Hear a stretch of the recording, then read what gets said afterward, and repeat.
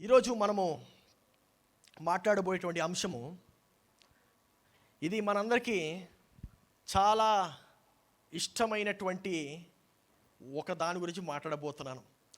కొంతమంది వెంటనే బిర్యానీ గురించి అనుకుంటారు, కొంతమంది చేపల పులుసు గురించి అనుకుంటారు. కానీ ఇవన్నీ కాదు, అది లేకపోతే మనం బ్రతకలేము. ఈ యొక్క పోలిక ఎక్కడి నుంచి వచ్చిందంటే, ఈ యొక్క మర్మము మనకి విప్పబడింది మన కళ్ళు ముందే. దాన్నే ఈరోజు మనం కొంచెం నేను దాన్ని ఎక్స్ప్లెయిన్ చేయడానికి ట్రై చేస్తాను. ఇది లేకపోతే మనం బ్రతకలేము. ఏంటదంటే, కొంతమంది ఊపిరి అనుకుంటారు, కొంతమంది సూర్యుడు అనుకుంటారు. కాదండి, డబ్బు. డబ్బు లేకుండా ఏది కూడా ఈ యొక్క లోకంలో నడవదు. ఆ యొక్క డబ్బు, ధనము లేదంటే వనరుల గురించి ఈరోజు మనము మాట్లాడుకోబోతున్నాం. దేవుడు వీటిని ఎలా చూస్తున్నాడు, దేవుని యొక్క దృష్టిలో డబ్బు ఏంటి, దేవుడు వనరులను ఎలా చూస్తాడు అనేటువంటిది, ఆ యొక్క కోణము నేను మీకు తెలియపరచాలని ఆశపడుతున్నాను. ముందుగా కొన్ని నియమాలని నేను మీకు చెప్తాను. ఇది దేవుని యొక్క నియమాలు. ఎందుకంటే ఈ యొక్క నియమాలు ముందుగా మనం అర్థం చేసుకోకుండా డబ్బు గురించి అర్థం చేసుకోలేము. ఈ యొక్క అంశం పేరు, ఈ యొక్క డబ్బులో సబ్ టాపిక్ ఈరోజు మనం చూడబోయేది ఏంటంటే, డబ్బు మరియు వనరుల పట్ల రాజ్యపు ఉద్దేశము. ఏంటది? డబ్బు మరియు వనరుల పట్ల రాజ్యపు ఉద్దేశం. అంటే రాజ్యంలో వనరు అంటే ఏంటి, రాజ్యంలో డబ్బు అంటే ఏంటి. As a matter of fact, మీకు తెలుసా, 770వ సంవత్సరం BC వరకు డబ్బులు లేవు. అప్పుడు వరకు బాటర్ సిస్టమ్ ఉండేది. చైనా వాళ్ళు కనిపెట్టారు డబ్బులు కూడా. హల్లెలూయా. అన్నీ కనిపెడుతున్నారు చైనా వాళ్ళు. డబ్బులు కూడా లాస్ట్కి వాళ్ళే కనిపెట్టారు. ఈ యొక్క మింట్ అని పిలుస్తూ ఉంటారు, లేదా ధనము అని పిలుస్తూ ఉంటాం. ఈ యొక్క వర్తమానము, ఒకవేళ మీరులో ఎవరైనా అప్పుల్లో ఉన్నట్లయితే, అప్పుల నుండి నేను బయటికి ఎలా రాగలనో నేను మీకు తెలియపరుస్తాను. నేను మీకు కొన్ని సూత్రాలు ఇస్తాను. అప్పు నుండి నా యొక్క జీవితాన్ని ఎలాగా విడుదల పరచగలను, అప్పు నుండి నేను ఎలాగ బయటికి రాగలను, how can I get out of debt అనేటువంటిది ఈ యొక్క వర్తమానం ద్వారా మీకు అర్థం అవ్వచ్చు. దీనిలో మొట్టమొదటి నియమం ఏంటంటే, భూమి మీద దేవుని కుటుంబాన్ని విస్తరించటమే దేవుని ఆదిమ ఉద్దేశము మరియు ప్రణాళిక. భూమి మీద దేవుని యొక్క కుటుంబాన్ని విస్తరించడమే దేవుని యొక్క ఆదిమ ఉద్దేశము. The first and the original purpose for creation of man is to expand his family. ఆయన యొక్క కుటుంబాన్ని విస్తరించడానికి. నీవు నేను ఎవరు అని చెప్పి మనం ఒక్కొక్కసారి మర్చిపోతూ ఉంటాం. నీవు నేను దేవునిలో నుంచి వచ్చాము. దేవుడు నన్ను కన్నాడు. దేవుడు నరుణ్ణి కన్నాడు. హల్లెలూయా. ఎందుకు కన్నాడంటే, ఈ యొక్క భూమిని మనము వ్యాప్తి చెందించడానికి, ఈ యొక్క భూమిని నిండించడానికి. ఆదికాండం 1వ అధ్యాయం చదివితే మనకు అర్థమైపోతుంది. దేవుడు భూమిని నిండించమని నరునికి ఆశీర్వదించాడు. ఆ యొక్క ఆశీర్వాదంలో మనకు కనబడుతుంది దేవుని యొక్క ఉద్దేశం. దేవుడు ఈ యొక్క భూమి పైన తన యొక్క కుటుంబాన్ని వ్యాప్తి చెందించాలని ఆశపడుతున్నాడు. హల్లెలూయా. ఈ యొక్క భూమి ఏంటంటే ఒక వలస రాజ్యముగా ఉంటుంది. ఈ యొక్క భూమి పరలోక రాజ్యం యొక్క ప్రతిబింబముగా తయారు చేశాడు. He made the earth as a replica to heaven, the original purpose of earth. అంటే పరలోకము ఎట్టి రీతిగా అయితే ఉంటుందో, భూలోకము కూడా అట్టి రీతిగానే ఉండాలి. కానీ దాన్ని నా యొక్క బిడ్డలు ఏలాలని చెప్పి ఆయన నిశ్చయించాడు. ఎంత అద్భుతమైన ఆలోచన. ఇప్పుడు మనం పరలోకం గురించి ఒకసారి చూద్దాం. పరలోకము చాలా ధనవంతమైనటువంటి ప్రాంతము. అక్కడ ధనవంతులు సాధారణంగా ఉంటారు. అర్థమైనా? ధనవంతులు సాధారణంగా ఉంటారు. ఇక్కడ మనకు భారతదేశంలో సాధారణంగా ఎవరుంటారు? పేదవాళ్ళు. ఇంకా మనం చూసినట్లయితే ప్రపంచంలోనే పేదరికము సాధారణము. కానీ పరలోకంలో పేదరికము అది ఒక వింత ఎక్స్పీరియన్స్. అది ఏంటి? పేదరికం అంటే ఏంటి అంటారు. ఎందుకంటే దేవుని యొక్క వాక్యం సెలవిస్తుంది, పరలోకంలో ఆ యొక్క రోడ్డు మనం ఇక్కడ తారుతో వేస్తున్నాము, అక్కడ బంగారముతో వేయబడి ఉంటుందంట. పరలోకంలో ఆ యొక్క వీధులు బంగారముతో ఆ యొక్క రోడ్డు చేయబడి ఉంటుంది. దాన్ని బట్టి మనం అర్థం చేసుకోవచ్చు, నీవు నేను ఒక డబ్బు ఉండేటువంటి ధనవంతమైనటువంటి ప్రాంతం నుంచి వచ్చామని. హల్లెలూయా. అందుకే ప్రతి ఒక్కడు కూడా పేదరికంలో బ్రతకడానికి ఇష్టపడడు. పేదరికంలో అంటే ల్యాక్లో బ్రతకడానికి ఇష్టపడడు. నీవు నేను ధనాన్ని ఇష్టపడితే, ప్రేమ కాదు, ఇష్టపడితే పరలోకానికి వెళ్ళొచ్చు. హల్లెలూయా. ఎందుకంటే ధనము ఇష్టం లేకుండా నువ్వు ధనాన్ని సరిగ్గా చూసుకోలేవు. నువ్వు దేన్నైనా సరిగ్గా చూసుకోవాలంటే నీకు ఇష్టం ఉండాలి. ఏముండాలి? ఇష్టం ఉండాలి. ఈ యొక్క రాజ్యము, మనం వచ్చినటువంటి రాజ్యము చాలా ధనవంతమైనటువంటి ప్రాంతము. ఈ యొక్క రాజ్యము దేవుడు ఎలా ఉంచాలనుకున్నాడంటే, ఈ యొక్క వలస రాజ్యాన్ని దేవుని యొక్క రాజ్యం వల్లే ఉంచాలని ఆశపడుతున్నాడు. అంటే మనం కూడా ఈ యొక్క వీధుల్ని బంగారంతో తయారు చేసేయాలని చెప్పి ఆశపడుతున్నాడు. హల్లెలూయా. రాజు ఎప్పుడు కూడా తన యొక్క గుణాలు, తన యొక్క పోలికలు తన యొక్క పౌరులకి ఇవ్వాలని చెప్పి ఆశపడుతున్నాడు. ఇప్పుడు చూడండి, నీ యొక్క ఎందుకు ఈ మాట చెప్తున్నానంటే, నీ యొక్క ఆలోచన తప్పుగా ఉంటే నీ యొక్క జీవితమే తప్పుగా ఉంటుంది. నీ యొక్క ఆలోచన ఎప్పుడైతే నువ్వు సరి చేసుకుంటావో అప్పుడు నీ యొక్క జీవితాన్ని సరి చేసుకోవచ్చు. హల్లెలూయా. ఇది నేను ఎప్పుడు చెప్తా ఉంటాను, ఎప్పుడు కూడా ప్రాస్పరిటీ గాస్పెల్ని మనం బోధించలేము, కానీ దేవుని రాజ్యంలో ఉండేటువంటి గుణగణాలని మనం బోధించగలం. అంటే నువ్వు డబ్బులు ఇస్తే దేవుడిని ఆశీర్వదించేస్తాడు, నువ్వు ఇంత కానుకిస్తే దేవుడిని ఆశీర్వదిస్తాడు, నువ్వు నీ యొక్క దశంభాగాలు, నీ యొక్క కానుకలు క్రమములుగా నువ్వు ఇస్తూ ఉంటే దేవుడిని దీవిస్తూ ఉంటాడు అనేటువంటి బోధ చేయలేం. కానీ పరలోక రాజ్యం యొక్క నియమాల్ని మనం తెలుసుకుంటే, దేవుని యొక్క నియమాల్ని మనం తెలుసుకునే దాన్ని మనం పాటిస్తే దేవుడు ఖచ్చితంగా ఆశీర్వదిస్తాడు. ఎందుకంటే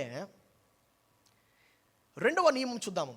సమృద్ధి పరలోక నాగరికతలో ఒక భాగము. సమృద్ధి పరలోక నాగరికతలో ఒక భాగం. అంటే it's part of heavenly culture.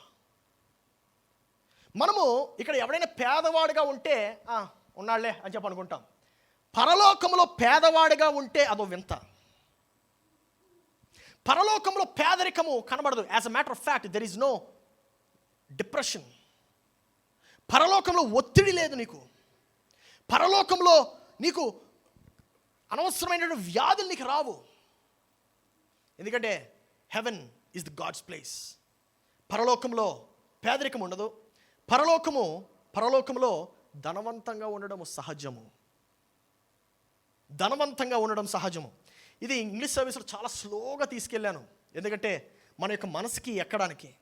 ఇది ఒక కొత్తగా మనకు అనిపిస్తూ ఉంటుంది. ఎందుకంటే మనము క్యాపిటలిజం మరియు డెమోక్రసీలోనే బ్రతుకుతున్నాము. క్యాపిటలిజము, డెమోక్రసీ ఈ రెండు కూడా దేవుని యొక్క రాజ్యానికి వ్యతిరేకము. క్యాపిటలిజం అంటే పెట్టుబడిదారి విధానము. పెట్టుబడి పెడతారు, ఆ పెట్టుబడి పెట్టిన తర్వాత దాని నుండి మనం లాభం పొందుకోవాలనుకుంటాం. దేవుని యొక్క రాజ్యం అలా పనిచేయదు. ప్రజాస్వామ్యంలో నువ్వు నీ యొక్క నాయకుడిని ఎన్నుకుంటావు, కానీ రాజ్యంలో అలా పనిచేయదు. రాజ్యంలో రాజే తన యొక్క ప్రజలను ఎన్నుకుంటాడు. హల్లెలూయా. So it's a totally different concept. అందుకు I want to take it slow today. ఇప్పుడు చూడండి, ఈ యొక్క మూడవ నియమము, ఒక భూభాగంపై ఒక రాజ్యము ప్రభావితం చేస్తుంది అంటే ఆ భూభాగము ఆ రాజ్యం యొక్క గుణగణాలని ప్రతిబింబించాలి. నువ్వు ఏ ప్రాంతం నుంచి అయితే వచ్చావో, రాజ్యం నుండి వచ్చినట్లయితే ఆ రాజ్యంలో ఉన్నటువంటి రాజుని యొక్క గుణగణాలని నువ్వు ప్రతిబింబించాలి. ఈరోజు నువ్వు ఎవరి గుణగణాలని ప్రతిబింబిస్తున్నావు? ఈరోజు నువ్వు ఏ యొక్క ఆలోచన బట్టి నువ్వు నడుస్తున్నావు? నువ్వు పెట్టుబడిదారి యొక్క విధానం బట్టి నడుస్తున్నావా? Are you running like a capitalist? Are you running like a democratic person? నువ్వు ప్రజాస్వామ్యంలో ఉన్నటువంటి వ్యక్తిలాగా నడుస్తున్నావా? నువ్వు ఈ యొక్క 2 విధానాల్లో నడిస్తే నువ్వు దేవుని యొక్క రాజ్యం ప్రకారం నడవలేవు. 4వ నియమము, రాజ్యములో ఆస్తి రాజు సొంతము. ప్రతిదీ కూడా రాజ్యంలో రాజుని సొంతము. అంటే లాస్ట్కి ఆ భూభాగం మీద ఉండేటువంటి ప్రజలు కూడా. హల్లెలూయా. ఈ పాయింట్ చాలా అర్థం కావాలి. ఎందుకంటే ఈ యొక్క పాయింట్ మనకు అర్థం కాకుండా మనము మన యొక్క అప్పు నుండి బయటికి రాలేము. ఈ యొక్క పాయింట్ మనకు అర్థం కాకుండా మనము మన యొక్క కష్టాల నుంచి బయటకు రాలేము. ఇది చాలా ప్రాముఖ్యము. నీ యొక్క ఆస్తి నీది కాదు అన్నటువంటి సత్యాన్ని నువ్వు తెలుసుకోవాలి. క్యాపిటలిజం ఏమని చెప్తుందంటే, నువ్వు ఇల్లు కొనుక్కుంటే ఆ ఇల్లు నీదని చెప్తుంది.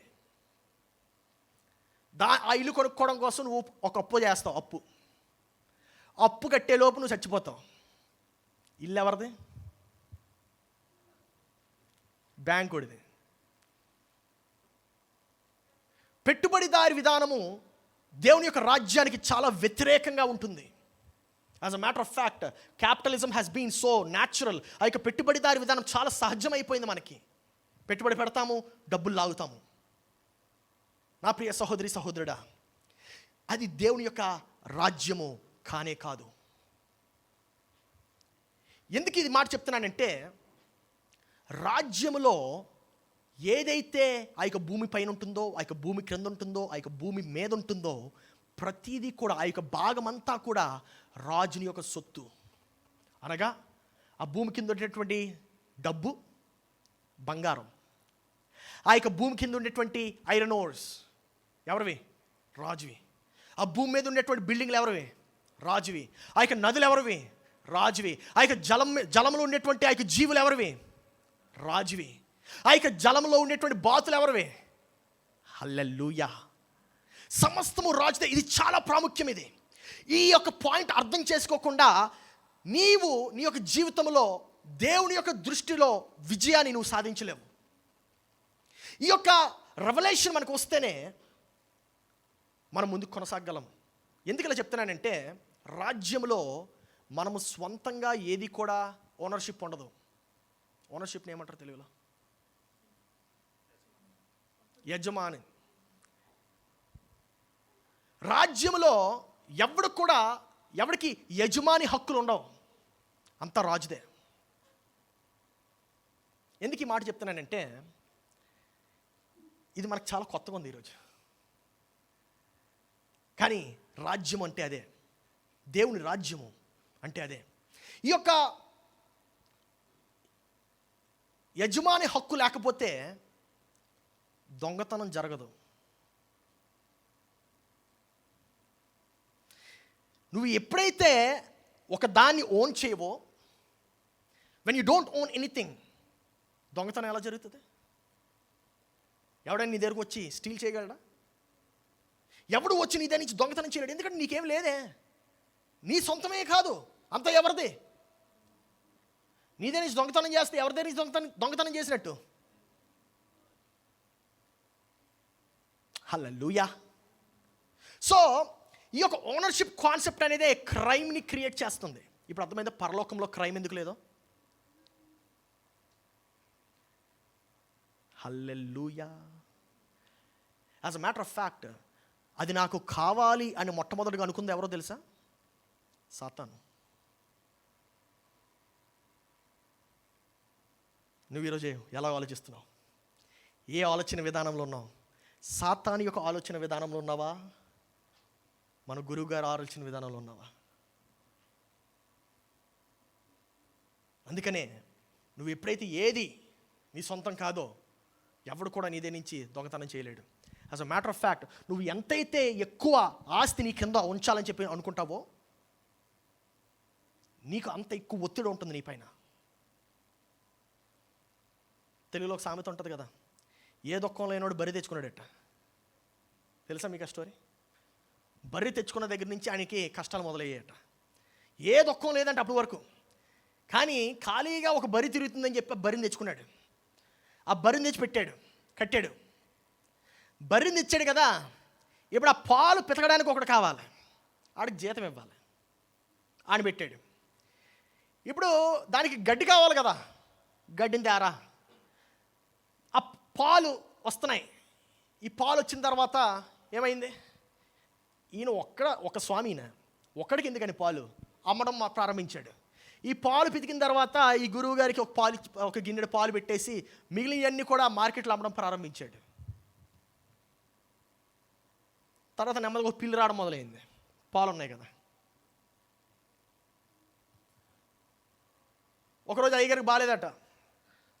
అయ్యగారికి బాగాలేకపోతే ఎవరినైతే పనిలోకి పెట్టాడో ఆడికి ఒంట్లో బాగాలేదు. ఓరి నాయనా అని చెప్పి ఆ ఒంట్లో బాగలేనోడిని, వాడికి ఒక అక్క ఉందట, అక్క వచ్చింది ఆ రోజు. ఈ స్వామి గారు అక్కని చూసి అప్పుడు వరకు సన్యాసిగా ఉన్నాడు ఈయన. ఆ స్త్రీని చూసి టెంప్ట్ అయ్యాడు, బొట్లో పడ్డాడు, కుటుంబం స్టార్ట్ అయింది. కుటుంబం స్టార్ట్ అయితే ఉండదుగా ఊరికినే ఒక పిల్లోడు పడతాడు. ఆ పిల్లోడు స్కూల్కి పంపించాలి, బట్టలు వేయాలి, చదువు అని. ఎక్కడ మొదలైంది?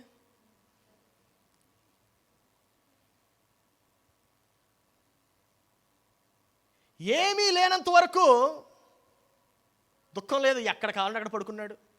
ఏ చెట్టు కనబడితే ఆ చెట్టు ఆయన ఇల్లు. హల్లెలూయా. ఎప్పుడైతే నువ్వు ఎక్కువ నాకు కావాలి అని చెప్పి ఆ యొక్క మనస్తత్వంతో ఉంటావో అక్కడ ప్రారంభమవుతుంది నీ యొక్క దుఃఖము. మనకున్నటువంటి పెద్ద సమస్య ఏంటంటే, దేవునితో మనకు ఉండేటువంటి పెద్ద సమస్య ఏంటంటే, నాగరికత వేరు, దేవుని యొక్క నాగరికత వేరు. మనం లోకం దగ్గర నుంచి ఆ యొక్క నాగరికతను నేర్చుకున్నాం. మనం దేవుని యొక్క నాగరికతను నేర్చుకోవట్లేదు. ఎవరైనా అంతే, పాస్టర్స్ కూడా. మనం ఏమనుకుంటాం, ఇన్ని డబ్బులు పెట్టి సంఘం పెడితే ఇంకా ఎక్కువ కానుకలు రావాలి. ఏంటది? క్యాపిటలిజం. నా ప్రియ సహోదరి సహోదరుడా, నువ్వు నేను ఎటువంటి లోకములో పెంచబడుతున్నామంటే, స్వతంత్రము మరియు వ్యక్తిగత యాజమాన్యము, ఈ రెండు కాన్సెప్ట్స్లో పెంచబడుతున్నాం. ఈ రెండు కూడా దేవుని రాజ్యానికి వ్యతిరేకము. దేవుని రాజ్యంలో స్వతంత్రం అనేది లేదు. నువ్వు రాజు యొక్క పరిపాలన కింద ఉండాలి. హల్లెలూయా. రాజ్యములో నీ యొక్క వ్యక్తిగత యాజమాన్యం ఏముండదు. నువ్వు ఒక మేనేజర్గానే మాత్రమే ఉంటావు. ఈ రెండు కాన్సెప్ట్స్ మనల్ని ఒక బుట్టలో పడేసి మనల్ని లేనటువంటి పరుగులో పరిగెట్టిస్తుంది. లేనటువంటి ఒక గేమ్ని సృష్టించి ఆ యొక్క ఆటలో మనం పాల్గొనేలా చేస్తుంది. నా ప్రియ సహోదరి సహోదరుడా, ఈరోజు మిమ్మల్ని ఆ యొక్క బుట్ట నుండి బయటకు తీసేయాలనేదే నా ఆశ. ఆ యొక్క పరుగు పందెం నుండి మిమ్మల్ని రక్షించాలి అనేటువంటిదే నా యొక్క ఆశ. 5వ నియమం ఏంటి చూద్దాం. రాజు యొక్క ఉద్దేశాలను రాజ్యములో నెరవేర్చడానికి రాజు తన పౌరులకు సంపాదనను ఇస్తాడు. రాజు సంపాదనను ఎందుకు ఇస్తాడు? రాజు యొక్క ఉద్దేశాలను రాజ్యములో నెరవేర్చడానికి. హల్లెలూయా. అర్థమవుతుంది మీకు? ఇప్పుడు పరలోక ప్రార్థన ఇప్పుడు అర్థమవుతుందా? నీ చిత్తము పరలోకమందు నెరవేర్చున్నట్లు భూమి యందు. తర్వాత వెంటనే ఏమంటాడు? మా అనుదిన ఆహారము.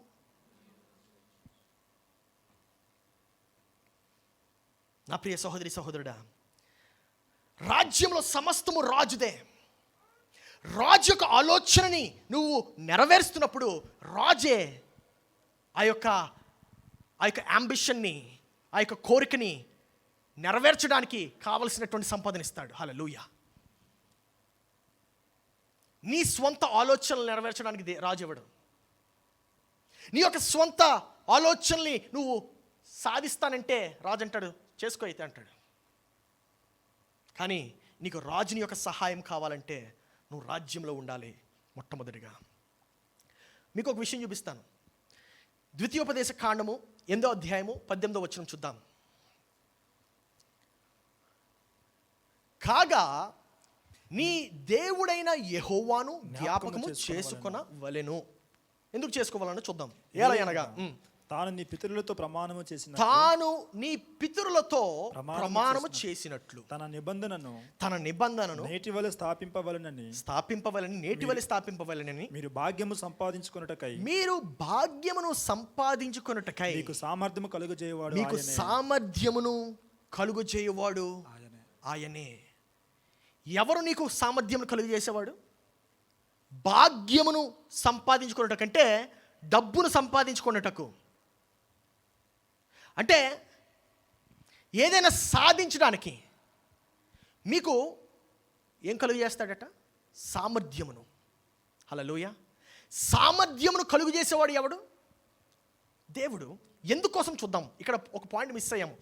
తన నిబంధనను నేటివలే స్థాపించుట వలెనని. దేనికోసం అండి? తన నిబంధన అనగా ఏంటో తెలుసా? తన యొక్క చిత్తాన్ని, తన యొక్క ఆశను నెరవేర్చడం కోసం. హల్లెలూయా. తన యొక్క ఆశని, తన యొక్క చిత్తాన్ని నెరవేర్చడం కోసము ఆయన నీకు భాగ్యమును సంపాదించేటువంటి సామర్థ్యత ఇస్తాడట. హల్లెలూయా. అంటే నువ్వు ఎవరి కోసం సంపాదించాలి? రాజు కోసం. ఎవరి కోసం? నీకు సామర్థ్యత ఎందుకు ఇవ్వబడుతుంది? రాజు కోసం. హల్లెలూయా. నువ్వు బ్రతుకుతున్నావంటే నీ యొక్క బ్రతుకు రాజు కోసం బ్రతకాలి. నువ్వు జీవిస్తున్నావంటే, నువ్వు నడుస్తున్నావంటే ఎవరి కోసం నడవాలి? రాజు కోసం నడవాలి. నువ్వు ఎవరి కోసం ఈరోజు పని చేస్తున్నావు? నీ కోసమా? నీ రాజు కోసమా? నా ప్రియ సహోదరి సహోదరుడా, ఎప్పుడైనా రాజు వనరులను ఇస్తే ఎవరి కోసం ఇస్తాడు? ఆయన కోసం ఇస్తాడు. హల్లెలూయా. ఇప్పుడు అర్థమైంది మీ ప్రార్థనలు ఎందుకు జవాబు రావట్లేదా? ఇంకా లోతుకి వెళ్దాం. ఇప్పుడు 6వ నియమం కూడా చూసి వాక్యంలోకి వెళ్ళిపోదాం మనం. 6వ నియమం, రాజు ఇచ్చిన వనరులకు రాజ్య పౌరులే రాజుకు జవాబుదారులై ఉంటారు. ఎవరండి జవాబుదారులై ఉంటారు? రాజ్యపు పౌరులు. దేవునికి ఒక పని ఇస్తున్నాడు. ఆ యొక్క పనికి జవాబుదారి ఎవరు? ఆ పని అప్పగించినటువంటి వ్యక్తి. ఇది మత్తయి సువార్త 25వ అధ్యాయం నుంచి చూద్దాం. మత్తయి సువార్త 25వ అధ్యాయము 1వ వచనం. పరలోక రాజ్యము తమ దివిటీలు పట్టుకొని పెండ్లి కుమారుని ఎదుర్కొనుటకు బయలుదేరిన 10 మంది కన్యకులను పోలి ఉన్నది. 10 మంది కన్యకులను పోలి ఉన్నది. ఇక్కడ ఎందుకు ఈ మాట చెప్తున్నానంటే, ఇక్కడ నుంచి దేవుడు పరలోక రాజ్యమును పోల్చి చెప్తున్నాడు. అంటే ఇక్కడ జరిగినటువంటి స్టోరీ రియల్ స్టోరీ కాదు, అటువలే ఉంటుంది అని చెప్తున్నాడు. అంటే అక్కడ ఉన్నటువంటి జనాలకు అర్థం కావడానికి యేసుక్రీస్తు అక్కడ ఆ గుంపుకి బోధిస్తున్నాడు.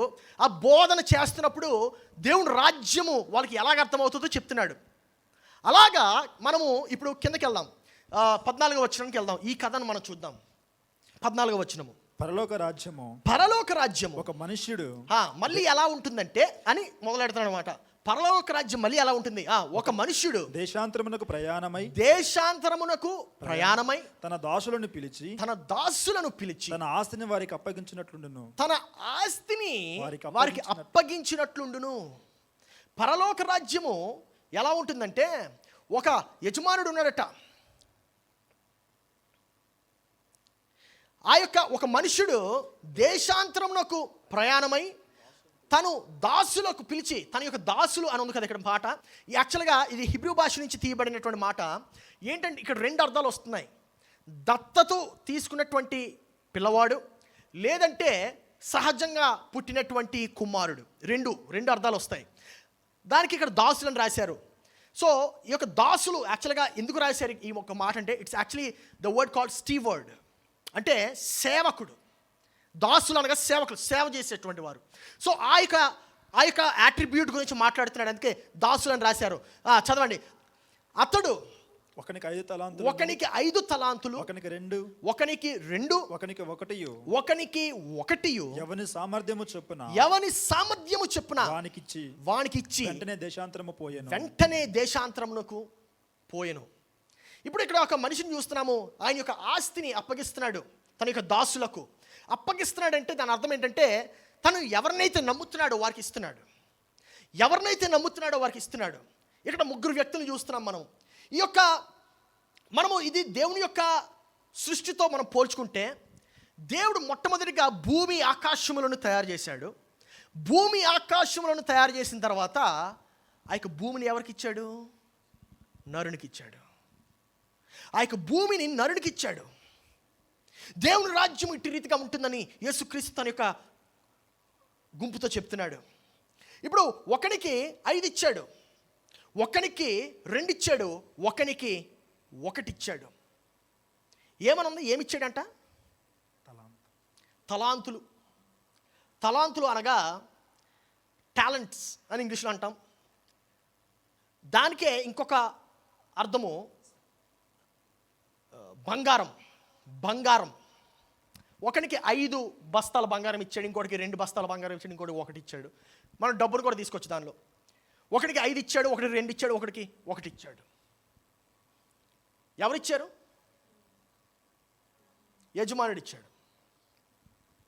ఈ యొక్క డబ్బు, తలాంతులు లేకపోతే ధనము, బంగారము ఎందుకు అక్కడ చెప్పబడిందంటే, అది మనకు చాలా వ్యక్తిగతం. డబ్బు యేసయ్యకి తెలుసు. డబ్బు మనిషికి చాలా వ్యక్తిగతం. అంటే మనం పర్సులో పెట్టుకుంటాం కదా, పర్స్ అని ఎందుకు పిలుస్తారో తెలుసా? యాక్చువల్గా అది ఆ పాట ఎందుకు వచ్చింది తెలుసా? అది మనకు చాలా పర్సనల్ కాబట్టి, అందుకే పర్స్ అని పిలుస్తాం దాన్ని.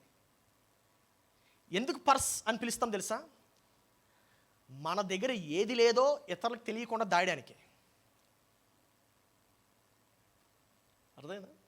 మన దగ్గర ఉన్నది చూపించుకోవడానికి కాదు, మన దగ్గర ఉన్నది చూపించుకోవడానికి. అందుకే మనం చక్కటి ఒక ఖరీదైన పర్సు కొంటాం, కానీ ఆ ఖరీదైన పర్సులో ఏమీ ఉండదు. ఇతరులకి మన దగ్గర ఏమి లేదో తెలియకుండా దాచిపెట్టడానికి పర్సు కొంటాం.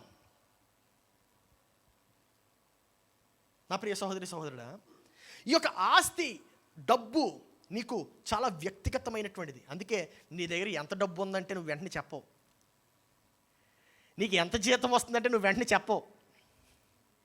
వేరే వాడికి నీ దగ్గర లేనిది తెలియకూడదు.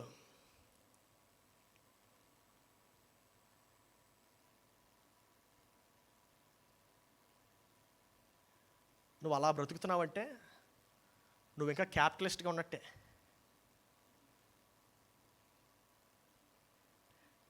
హల్లెలూయా. చాలా నిశ్శబ్దం అయిపోయింది. మత్తయి సువార్త 6వ అధ్యాయము 24వ వచనం. దేవుడు డబ్బుని దేంతో పోలుస్తున్నాడో ఒకసారి చూద్దాం. మత్తయి సువార్త 6:24. ఎవడును 2 యజమానులకు దాసుడుగా ఉండనేరడు. 2 యజమానులకు దాసుడుగా ఉండనేరడు. అతడు ఒకని ద్వేషించుకొని ఒకని ప్రేమించును.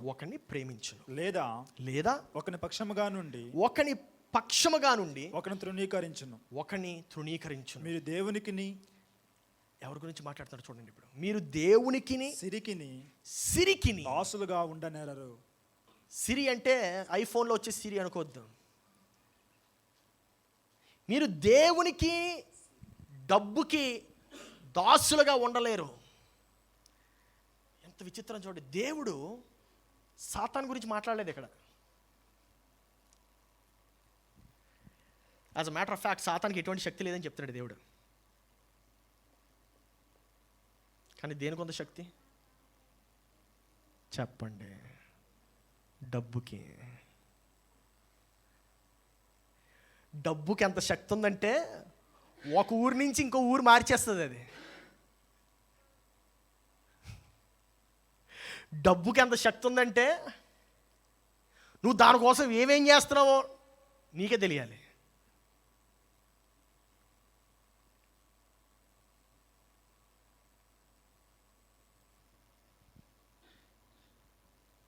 డబ్బు గురించి మాట్లాడుతున్నాను, పాస్టర్ గారు దీవెన గురించి మాట్లాడేస్తున్నారు ఈరోజు అనుకున్నారు అందరూ. రాజ్యం, మీరు దేవునికి సిరికిని ఇద్దరికి దాసులుగా ఉండలేరు.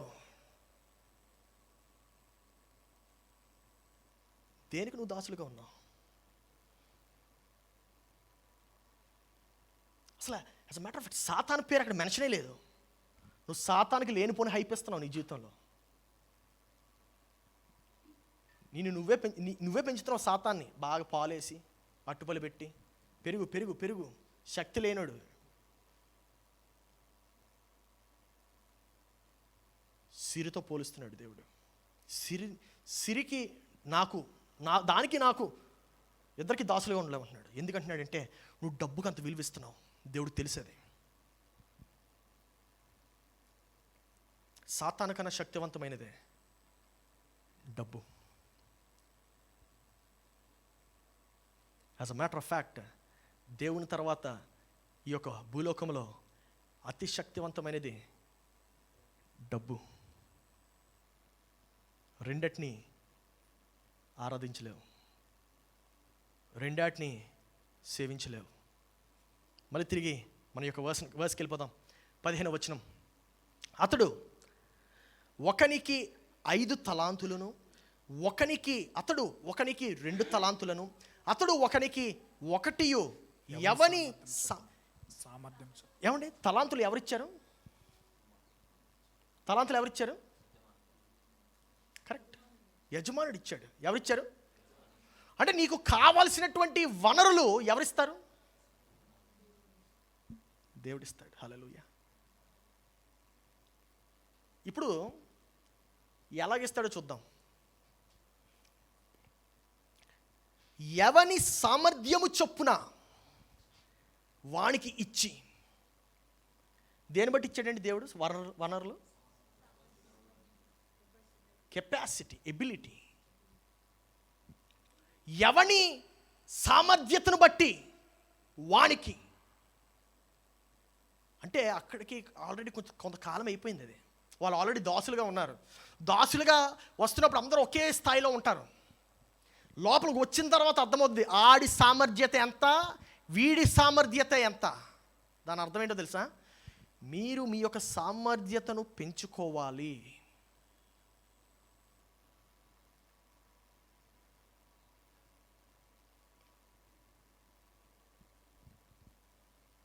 కొంతమంది ప్రార్థనలో గంటలు ఉంటారు, సామర్థ్యతను పెంచుకోవడంలో 0. అందుకనే మీరు చేసే ప్రార్థన దానికి జవాబు రాదు. అందుకు మీ ప్రార్థన ఫ్రస్ట్రేషన్గా మారిపోతుంది. మీరప్పుడు ఏం సాకులు చెప్పడం మొదలు పెడతారో తెలుసా? దేవుడు నా ప్రార్థనను వినట్లేదని. As a matter of fact దేవుడు మీ ప్రార్థనని చక్కగా జవాబిస్తున్నాడు. ఏంటో తెలుసా జవాబు? మీ సామర్థ్యతను పెంచుకోలేదు.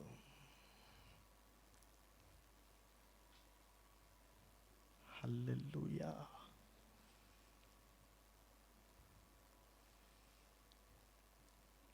ఎవని సామర్థ్యము చొప్పున వానికి ఇచ్చి. నువ్వు అనుకుంటున్నావు నాకన్నా పెద్దోడు కాదు, వాడెందుకు ఆశీర్వదింపబడ్డాడు? సామర్థ్యంను డిసైడ్ చేసేది ఆయన. తీర్పు తీర్చేది ఆయన, నువ్వు కాదే.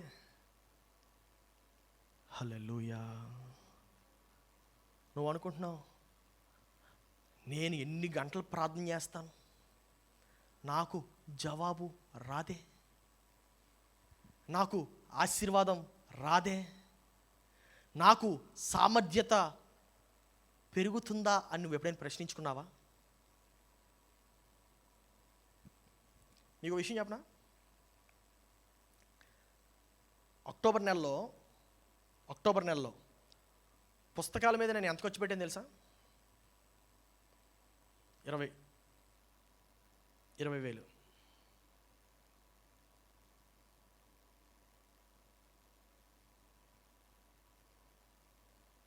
నువ్వు స్విగ్గీ మీద ఎంత ఖర్చు పెట్టావు? నీ బండి పెట్రోల్ మీద ఎంత ఖర్చు పెట్టావు? నీ బట్టల మీద ఎంత ఖర్చు పెట్టావు? అన్నిటికన్నా ఎక్కువ ఖర్చు నాకు ఉండేది జ్ఞానం మీద. జ్ఞానం, సమయం కూడా. అన్నిటికన్నా ఎక్కువ ఖర్చు నేను నా యొక్క సమయాన్ని ఖర్చు పెట్టేది జ్ఞానం సంపాదన మీద. మొన్న శుక్రవారం ప్రార్థనలో ఇది ఒక వింత టైటిల్ ఇచ్చారు ఆంటీ నాకు. నేను వినలేదు అప్పటి వరకు, మీరు కూడా విని ఉండరు. నాకు అది మైండ్లో ఉండిపోయింది అలా. ఇందిరా విజయలక్ష్మి ఆంటీ, బాబు మోహన్ గారి భార్య, ఏం టైటిల్ ఇచ్చారో తెలుసా?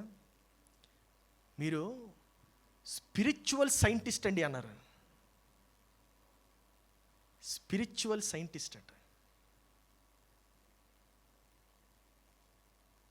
ఒక మాటని పీకి పీకి పీకి పీకి పరిశీలించి దాన్ని పిప్పి చేసి దాని అర్థం తెలియపరుస్తాం. ఎంత సమయం గడుపుతున్నావు నీ యొక్క జ్ఞానం మీద? నీ యొక్క సామర్థ్యమును పెంచడానికి ఎంత సమయం గడుపుతున్నావు? సంఘానికి వస్తే దేవుడు అద్భుతాలు చేసేస్తాడు అనుకోటు. దేవుడు సామర్థ్యతను బట్టి నీ యొక్క ప్రార్థనకు జవాబిస్తాడు. హల్లెలూయా. ప్రక్కని తిరిగి అడగండి, అర్థమైందా అని అడగండి.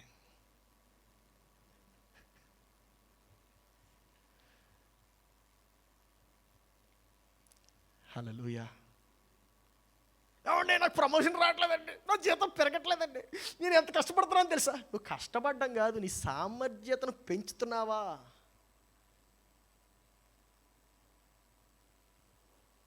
ఒక ఆయన ఉన్నాడు నాకు తెలిసినాడు, ఈ చర్చ్ ప్రారంభం అయినప్పుడు వచ్చాడు ఆయన మా దగ్గరికి. మీలో కొంతమంది తెలిసి ఆయన ప్రతివారం ఆయన చూడడం నాకు చాలా భారంగా అనిపిస్తుంది. ప్రతివారం వస్తాడు, ఈ వారం రాలేదేంటో మరి. చర్చు పునాది వేసేటప్పుడు వచ్చాడు ఆయన. ఉద్యోగం కోసం, నా దగ్గర కాదు, ఉద్యోగం పని చేయడం కోసం, పని దొరకాలని ప్రార్థన. ఎన్ని సంవత్సరాలు వచ్చాడు తెలుసండి మీకు? బ్యాంక్వెట్స్లో ఎప్పుడు స్టార్ట్ చేసాం? నాకు గుర్తులేదు పెద్దగా, మేబీ 17 ఏమో, 17 16 17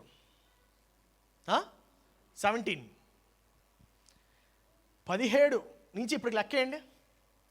18 19 20 21 4 సంవత్సరాలు. అతన్ని ఉదాహరణగా చెప్తున్నానని చెప్పి మీరు అనుకోవద్దు. మీ సంగతి మీరు ఆలోచించండి.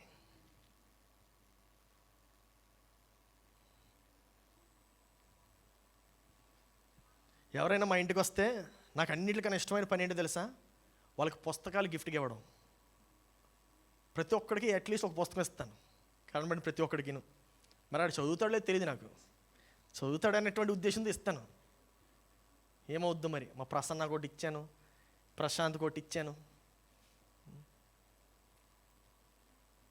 చదువుతున్నారా? నా ప్రియ సహోదరి సహోదరుడా,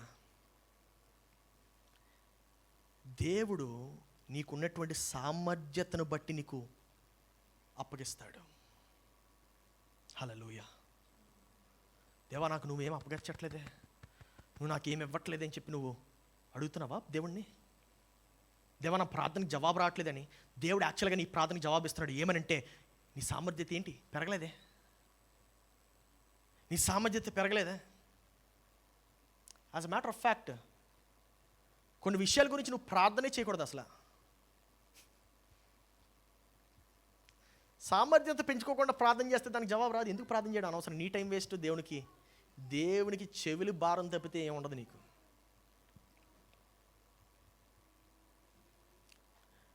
కొంతమంది ₹1,00,000 కోసం అడుగుతారు, దేవా నాకు ₹1,00,000 కావాలి. దేవుడు ఏమంటాడంటే, నీకు గత వారం ₹100 ఇచ్చాను, ఏం చేసావు దాంతో? పానీపూరి 4 సార్లు తినానంటాడు వీడు.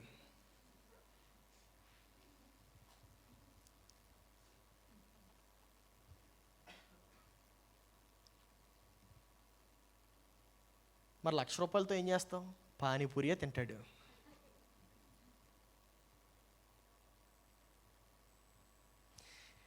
నీ ₹100 110 చేయలేనోడివి ₹1,00,000 ఏం చేస్తావే? సర్కిల్ పెంచుకోవడానికి పానీపూరి దగ్గరికి వెళ్తానంటాడు. Circle a circle? ఈ సర్కిల్.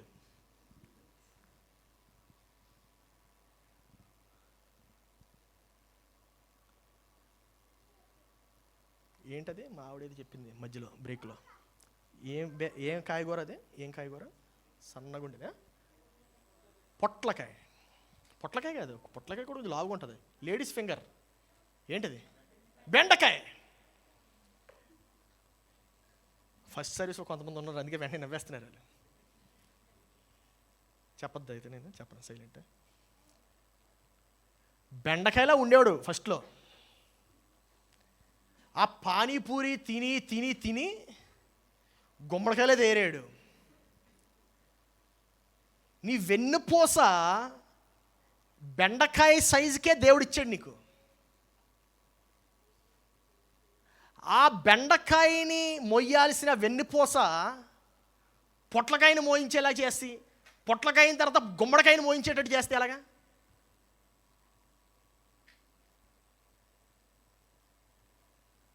దేవుడు అడుగుతున్నాడు, నీకు ఇచ్చిన వెన్నుపూస నువ్వు చూసుకుంటున్నావా? కొంచెం ప్రార్థన చేస్తావు, దేవా నడుము నొప్పి తీసేయి. రే, నీ వెన్నుపూస తగ్గించుకోరు, నీ వెన్నుపూసను సరి చేసుకో, బరువు తగ్గించు. దేవా నడుము నొప్పి తీసే. హలో హలో, ఇన్ని సంవత్సరాలు ఏం చేసావు? ఒక వాకింగ్ లేదు, ఒక ఎక్సర్సైజ్ లేదు. ఎక్సర్సైజ్ చేసేవాడిని చూసి మళ్ళీ హేళన చేయడం వాడిని.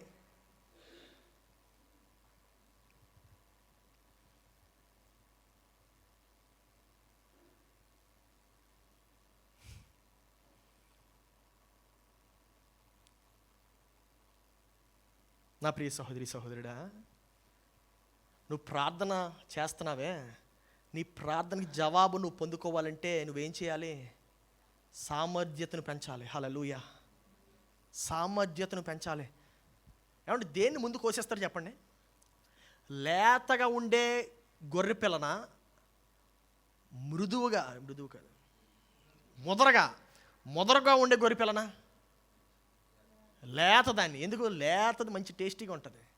బాగా కొవ్వు పట్టిన దాన్ని కోస్తారా, లేకపోతే కండ్లు బాగా కలిగిన దాన్ని కోస్తారా? బాగా కొవ్వు పట్టిన దాన్ని. అక్కడితో ఆపేస్తాను, మీరే అర్థం చేసుకోండి. ఇంకా బరి లాంటిది ఇది, సామెత అనమాట. కొత్త సామెత తయారు చేస్తున్నాను. నువ్వు నీ యొక్క సామర్థ్యతను పెంచితే కానీ నువ్వు అడుగుతున్నటువంటి ప్రార్థనకి జవాబు రాదు. హల్లెలూయా. ఆ యొక్క నీకు ఇవ్వబడినటువంటి ఆ యొక్క ₹100 నువ్వు సరిగ్గా చూసుకోలేదే,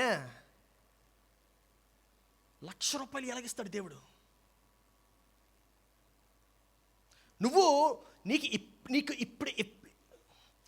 ఇప్పుడు ఇవ్వబడినటువంటి వనరులు, నీకు అప్పగింపబడినటువంటి పనులు, వాటిని నువ్వు సరిగ్గా చేయలేకపోతే నువ్వు అడుగుతున్నటువంటి ఆ యొక్క పెద్ద ఉద్యోగాన్ని ఎలా ఇస్తాడు దేవుడు?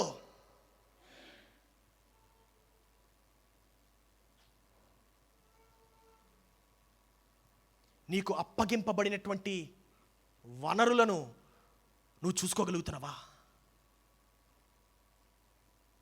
ఈరోజు ఉదయం మార్నింగ్ వర్షిప్ టీమ్ ఎగ్జార్టేషన్లో మాట్లాడాను. కొంతమంది అంటూ ఉంటారు, ఇంత చిన్న చర్చికి ఇంత పెద్ద సెటప్పా? మీకు అర్థం కాని విషయం ఏంటంటే, ఈ సెటప్ ప్రస్తుతానికి కాదు, భవిష్యత్తుకి. హల్లెలూయా. నువ్వు దేనికోసం పని చేస్తున్నావు? భవిష్యత్తుగా, ప్రస్తుతానికా? భవిష్యత్తుకు పని చేస్తే నువ్వు కంప్లైంట్ చేయవే. అప్పగింపబడినటువంటి ప్రతి పనిని శ్రద్ధగా చేస్తావు.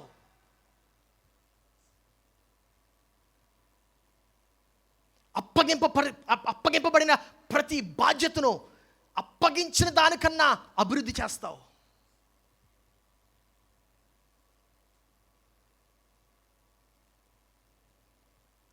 అండ్ యూ కంప్లైన్, దేవా నా ప్రార్థన వింటలేదు. నువ్వు దేవుని ప్రార్థన వెంటనే కాదు, జవాబు కూడా ఇచ్చేస్తున్నాడు నీకే అర్థం కావట్లేదు. ఆ యొక్క జవాబుని అర్థం చేసుకోలేనటువంటి పరిస్థితిలోకి వెళ్ళిపోయావు నువ్వు.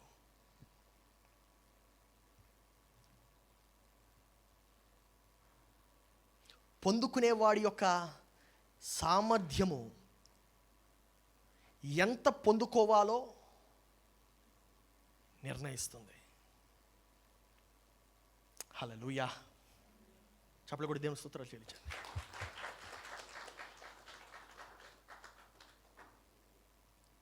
ఎవరు నిర్ణయిస్తారు చెప్పండి ఇప్పుడు? ఎవరు ఎవరు ఎవరు ఏది కాదు, ఎవరు? నువ్వే. హల్లెలూయా. నువ్వేమనుకుంటున్నావు? అరే నేను ధనవంతులతో ఉంటే అలా బూడిద, ఏమీ రాదు. నీ సామర్థ్యతను బట్టి నువ్వు పెంచాలి నీ యొక్క సామర్థ్యత.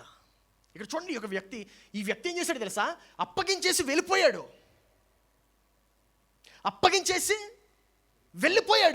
వెళ్ళిపోగానే మనం ఏమనుకుంటున్నాం అంటే, ఎవరు చూడలేదు కదా, అమ్మ లేదు, నాన్న లేదు, ఎవరు లేరు, స్విగ్గీ ఆర్డర్. అమ్మ లేదు, నాన్న లేడు, పెట్టు టీవీ, నచ్చింది చూద్దాం. అప్పగించి వెళ్ళిపోతారు. నువ్వు దాన్ని ఎలా ఫలిస్తావో చూసేవాడు చూస్తున్నాడే.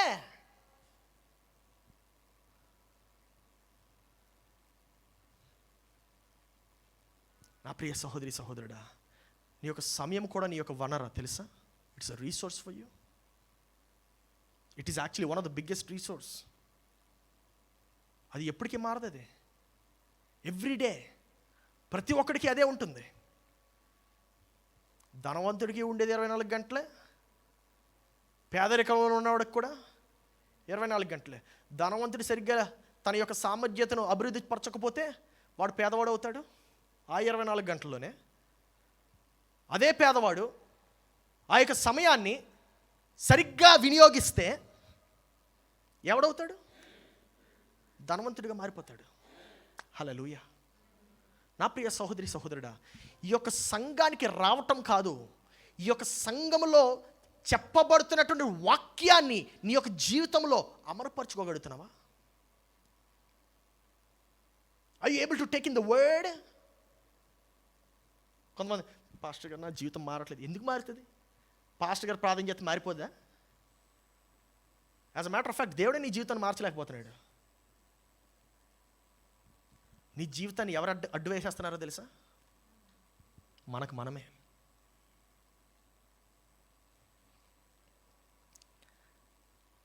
₹1,00,000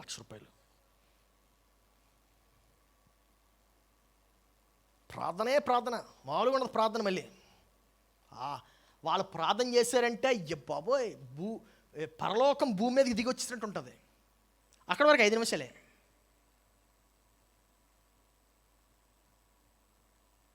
సామర్థ్యత,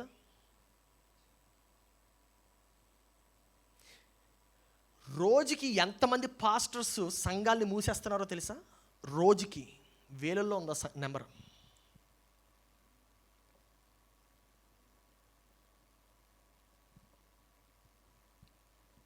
ఈ 5 కిలోమీటర్ స్ట్రెచ్లోని Covid second wave especially first wave కాదు, సెకండ్ వేవ్ వచ్చేసరికి ఎంతమంది మూసేశారు తెలుసా?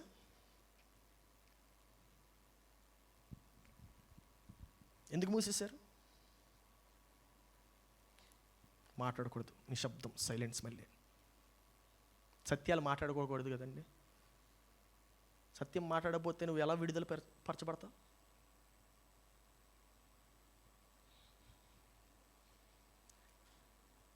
జాగ్రత్త వినండి, రెండిట్లకి ఒక తేడా ఉంది. హోర్డింగ్కి, దోచిపెట్టుకోవడానికి, దాచడానికి. సేవింగ్ని ఏదో అంటారు, పొదుపు చేయడం. Saving is different from hoarding. దేవుడు హోల్డ్ చేయొద్దు అంటున్నాడు, దాచిపెట్టుకోవద్దు, ఊరికి నింపేద్దు అంటున్నాడు. ఈ మాట జాగ్రత్త వినండి. ఐగుప్తు నుంచి బయటికి రాగానే దేవుడు మన్నానిచ్చాడు, పక్షులు ఇచ్చాడు, మన్నానిచ్చాడు. ఏ రోజుకి ఎంత కావాలో అంతే తీసుకోండి అన్నాడు. కొంతమంది దాచిపెట్టేశారు రేపటికి. దాని వెనక పర్పస్ ఏంటి? రేపు ఉంటుందో లేదో అని. అర్థమైనా? దేవుడు ఏమన్నాడు? మీకు ఆ రోజు కావాల్సినంత తీసుకోండి, మళ్ళీ రేపు నేను ఇస్తానన్నాడు. Correct. So there is no lack, scarcity లేదు అక్కడ. అయినా సరే వీరు పెట్టుకున్నారు. అంటే వీళ్ళు పెట్టుకునే దానిలో అర్థం లేదు. అదే దేవుడు యోసేపు కలిచ్చాడు, ఒక దర్శనం చూపించాడు, ప్రవచనాత్మకమైనటువంటిది. కరువు వస్తుంది, కానీ దాని ముందు నేను సంపాదిస్తాను. ఏంటి తేడా రెండిట్లకి? This has a purpose. యోసేపుకు చెప్పినటువంటి దానిలో పర్పస్ ఉంది. నువ్వు ఒక ఉద్దేశం ప్రకారము దాచిపెట్టడానికి అది మంచిది.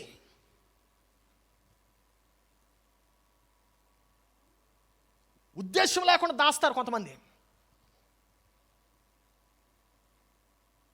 దోచేయడమే. నా ప్రియ సహోదరి సహోదరుడు, ఈ మాట జాగ్రత్త వినండి. నీ ద్వారా కానీ దీవెన పాస్ అవ్వకపోతే దేవుడు నిన్ను దీవించడు.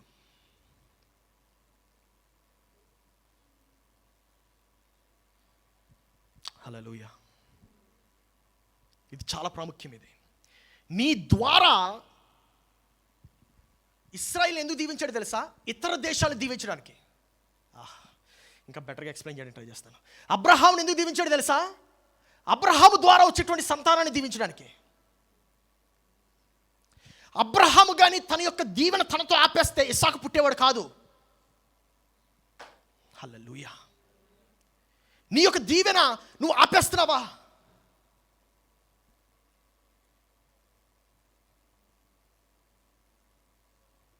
Capitalism. Don't capitalize on people. Don't capitalize on money. Start living in the kingdom lifestyle. Hallelujah. రాజ్యపు విధానంలో బ్రతకాలి, రాజ్యము వలె నడవాలి, రాజుని వలె నడవాలి. హల్లెలూయా. నా ప్రియ సహోదరి సహోదరుడా, ఇది చాలా స్లోగా తీసుకెళ్తాను. ఈ యొక్క వర్తమానం నాకు ఫస్ట్ సెషన్కి అర్థమైపోయింది ఎంత స్లోగా తీసుకెళ్ళాలో. ఎందుకంటే కొంచెం డైజెస్ట్ చేయాలి మనం. ఈ యొక్క వర్తమానం సిరీస్ అయ్యే లోపు ఈ యొక్క వర్తమానం విని మారిన ప్రతి ఒక్కడు దీవింపబడతాడు.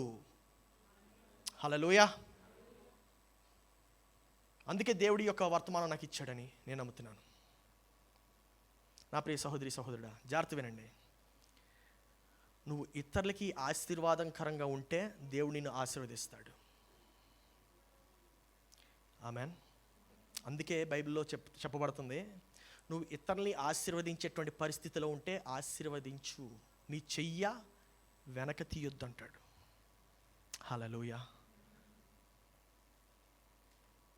ఈరోజు ఒకే ఒక ప్రశ్న అడిగి నేను ముగిస్తాను. నువ్వు నీకు అప్పగింపబడుతున్నటువంటి వనరులను ఎలా చూసుకుంటున్నావు? ఇప్పుడు వరకు ఎలా చూసుకున్నావు? నీ యొక్క ఆరోగ్యాన్ని ఎలా చూసుకున్నావు? నీ యొక్క శరీరాన్ని ఎలా చూసుకున్నావు? నీ శరీరం కూడా నీ యొక్క వనరే. నీ యొక్క ఆధీనంలో ఉండే ప్రతి దానిని ఎలా చూసుకున్నావు? నీ భార్యను నువ్వు ఎలా చూసుకుంటున్నావు? కొంతమంది పురుషులు వారి భార్యను సరిగా చూసుకోరు. నీ భార్య కూడా నీకు అప్పగింపబడినటువంటి బాధ్యత. నీ భర్త కూడా. కొంతమంది భార్యలు పిచ్చోళ్ళుగా మారిపోతూ ఉంటారు. ఆ భర్త వచ్చి చెప్తా ఉంటాడు, కంప్లైంట్ చేస్తాడు, నా భార్య పిచ్చిదైపోయిందండి. ఎవడి వల్ల? నీ వల్లనే. నువ్వు నీ భార్యని పిచ్చిదానిలా తయారు చేసేసావు, సరిగ్గా చూసుకోలేకపోయావు, మళ్ళీ ఎందుకు కంప్లైంట్ చేస్తున్నావు? నీ భర్తను భర్తలాగా చూడకుండా ఆడేదో వచ్చి వెళ్ళిపోయేవాళ్ళ చూసావు. How do you expect a good family life ఇలా ఉంటే? నీకు ఇవ్వబడినటువంటి బిడ్డలు ఉన్నారే, ఆ బిడ్డల్ని నువ్వు క్యాపిటలైజ్ చేయొద్దు. ఎందుకంటే ఆ బిడ్డలు నీ సొత్తు కాదు, రాజుని సొత్తు. హల్లెలూయా. నీకున్నటువంటి తల్లిదండ్రులు, వారిని కూడా నువ్వు సరిగ్గా చూసుకోవాలి. ఎందుకంటే వారు కూడా రాజుని సొత్తు.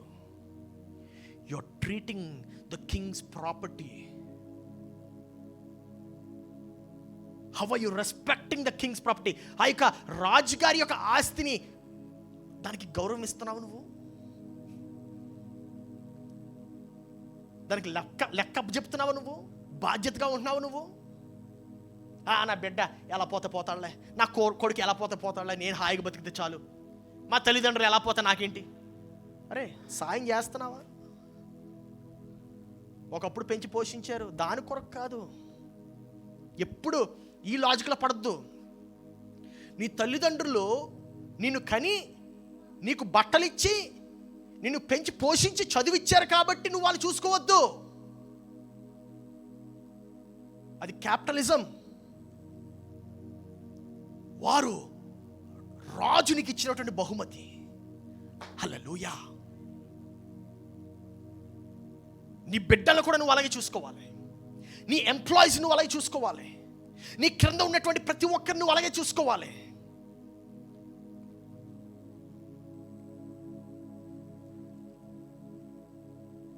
నీ జీవితం మారాలంటే ఈ ప్రిన్సిపల్స్ని నువ్వు అప్లై చేయాలి. రాజ్యపు నియమాలు. హల్లెలూయా. అందరూ లేచి నిలబడదాం. ఇప్పుడు వరకు ఒకవేళ నీకు అప్పగింపబడినటువంటి బాధ్యతలను నువ్వు సరిగ్గా నెరవేర్చలేకపోయినట్లయితే, నీ యొక్క దేవుణ్ణి ఒకసారి వేడుకో. దేవా, నన్ను క్షమించు రాజా అని చెప్పు. ఇకపై నేను సరిగ్గా చూసుకుంటాను. నాకు అప్పగింపబడినటువంటి ప్రతి బాధ్యత నేను సరిగ్గా చూసుకుంటాను. నువ్వు నా యొక్క ఆధీనంలో పెట్టిన సమస్తమును I will take care of it responsibly. Hallelujah. నా ప్రియ సహోదరి సహోదరుడా, దేవుడు నీ యొక్క జీవితంలో పెట్టిన ప్రతిదీ భవిష్యత్తులో నిన్ను ఆశీర్వదించడానికే. దానిని నువ్వు ఆ యొక్క కర్తవ్యాన్ని ఎలాగా నిర్వర్తించావు ఒకసారి నువ్వు ప్రశ్నించుకో. How have you taken care of your responsibilities? I just want to give you 2 minutes of time. పరిశీలించుకో, నీ హృదయాన్ని పరిశీలించుకో, లోతుగా వెళ్ళు.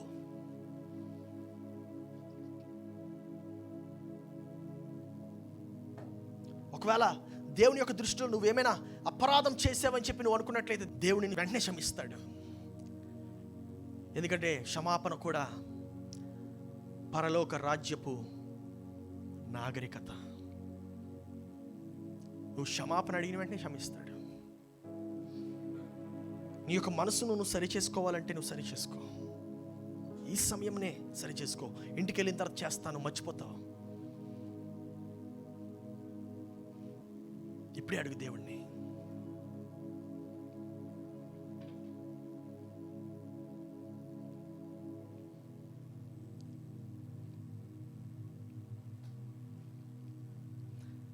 దేవా, నీవు మాట్లాడయ్యా. మా యొక్క హృదయాలతో మాట్లాడు, మా యొక్క మనసుతో మాట్లాడు, మా యొక్క హృదయంని మార్చు. Let me turn efficient.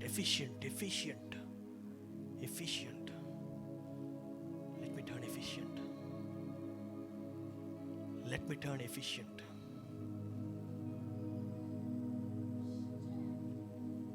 దేవుని యొక్క రాజ్యంను ప్రభావితం చేయనడు నిన్ను ప్రభావితం చేస్తాడు దేవుడు. ఈ ప్రాంతం నీదని చెప్పు దేవునికి. దేవాన్ని ప్రభావితం చేయి. నీ యొక్క కట్టడలతో ప్రభావితం చేయి, నీ యొక్క ఆజ్ఞలతో ప్రభావితం చేయి, నీ యొక్క వాక్యంతో ప్రభావితం చేయి. నీ యొక్క తలంపుల్ని నా యొక్క తలంపులుగా మార్చుకుంటానయ్యా. నీ యొక్క మార్గమును నా యొక్క మార్గముగా మార్చుకుంటానయ్యా. దేవా, నీ యొక్క మాటలను నా యొక్క మాటలుగా మార్చుకుంటాను రాజా. హల్లెలూయా. ఎలా చూసుకుంటున్నావు? బాగా చూసుకుంటానయ్యా అని చెప్పు. నీవే దేవునికి జవాబుదారివి. You are accountable to God.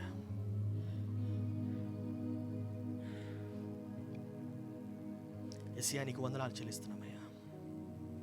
దేవ, యొక్క ఉదయ కాలమున నీవు మాతో మాట్లాడి నీ యొక్క వాక్య పరిచర్యను మాకు జరిగింప చేసినందుకు వందనాలు. దేవా, నీ యొక్క సత్య వాక్యమును మమ్మల్ని ముట్టి మమ్మల్ని తాకి మమ్మల్ని ఎదిగింప చేస్తున్నందుకు వందనాలు చెల్లిస్తున్నాం. మాలో ఉన్నటువంటి సామర్థ్యతను నీవు మాకు ఇచ్చినందుకు వందనాలయ్యా. దానిని మేము పెంచి ఇంకా అభివృద్ధి పరచడానికి సహాయం చేయండి.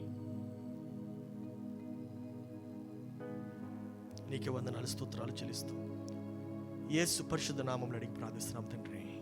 ఆమేన్, ఆమేన్.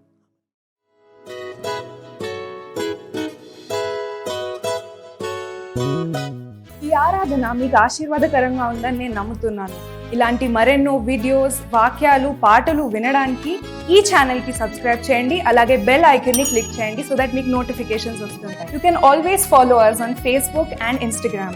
Our Facebook and Instagram handles NLI 777 and Ernest Mohanty. Thank you.